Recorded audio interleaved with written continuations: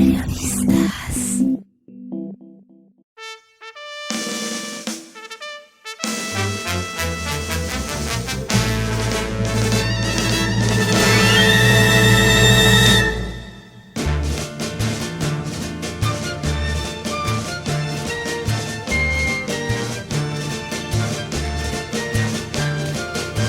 Años antes, en una de las mudanzas de oficinas, Salacaín había puesto en alguna caja de cartón libros empastados cuyo común denominador era el color rojo, usado en México por allá de las décadas de los 30 y los 40. Dos tomos de buen volumen permanecieron un poco extraviados debido al color del lomo y al deterioro de la impresión del nombre. Pero la puesta en orden de la biblioteca permitió rescatar los volúmenes, acompañados de un libro de escrituras escritas a mano del siglo XIX, de algunas propiedades perdidas por la familia. Pero la atención se centró en los volúmenes rojos y despertaron recuerdos de las historias de recetarios mexicanos. En 1868 apareció el nuevo cocinero mexicano en forma de diccionario impreso en París por la librería de Rosa y Buret, cuya edición príncipe estaba en un librero de Salacay.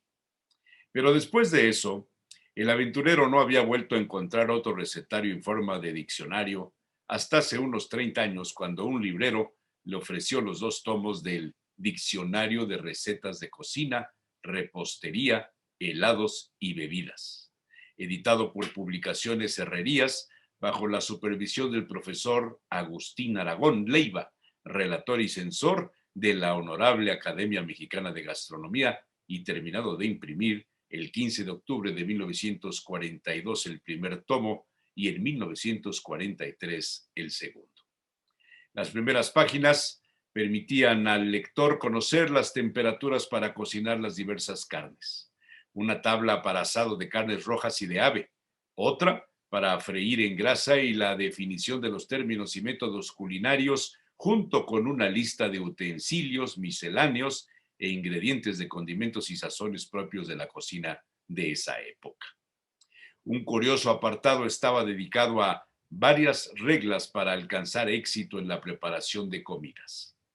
Ahí, Salacaín leyó con atención: los comestibles de la estación constituyen la mejor selección. Sirva un postre ligero con un platillo principal fuerte y viceversa. No repita los sabores en un mismo menú. Sirva no menos de un platillo caliente aún en las comidas de la época calurosa. Si va a servirse vino en la comida o en la cena, prepara el aderezo de la ensalada con vinagre de vino, ya que el de Malta mata el gusto del vino.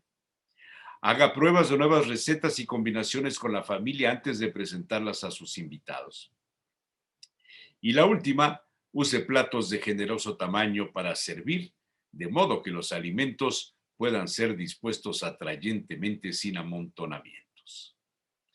El recetario es realmente un diccionario. Los platos están por abecedario y en algunos casos se hace uso de la fotografía en color sepia propia de la época. No se trata de una cocina regional mexicana, es internacional.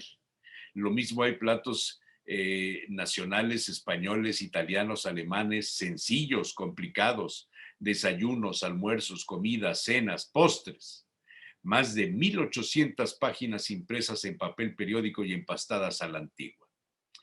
Salacaín había leído años antes de Publicaciones Herrerías, una editora cuya aparición se debió a Ignacio, el chamaco Herrerías, hijo de aquel brillante periodista Ignacio Francisco Herrerías, ligado a la historia de Puebla. El padre reseñó el asalto a la casa de los hermanos Cerdán, era corresponsal del diario El País y junto con otros periodistas intentó entrevistar a Emiliano Zapata, pero el tren abordado para llegar a Cuautla fue asaltado por militares y lo asesinaron a bordo. Nacho Herrerías empezó muy joven, 14 años, con la profesión de periodista, siguiendo el ejemplo de su padre. Escribió de deportes, trabajó en otros países y regresó a México para fundar una revista en 1932, Mujeres y Deportes. Tuvo mucho éxito. 3 años más tarde de su aparición, alcanzó el récord de 100,000 ejemplares en una sola edición. Publicaciones Herrerías fundó también el diario Novedades, donde se insertó la revista de Mujeres y Deportes. Luego aparecerían las ediciones culturales de la empresa Con México a través de los siglos en 1939 y algunas reediciones de libros culturales. Es ahí donde aparece el diccionario de recetas en 1942. Publicaciones Herrerías cobró fama. Editó Los Supersabios, Chanoc, Alma Grande, Chamaco y muchos otros títulos. Nacho Herrerías fue asesinado igual que su padre, en 1944, en medio de un conflicto laboral con el sindicato del diario Novedades, y se mantuvo en una línea siempre. Salacaín se dispuso a hojear las recetas. Apareció la anguila, describe 3 variedades, de río, de estanque y de mar. Y dice: entre las anguilas de mar son las mejores las lampreas, las morenas y los congrios. La anguila debe conservarse con vida hasta el último instante en que vaya a ser usada. El mejor modo de sacrificarla es darle un golpe en la cabeza con una piedra o un martillo. Y así aparecían varias recetas curiosas de la cocina del siglo pasado. Las albóndigas de queso de granja con hongos y pimientos. Pero esa es otra historia.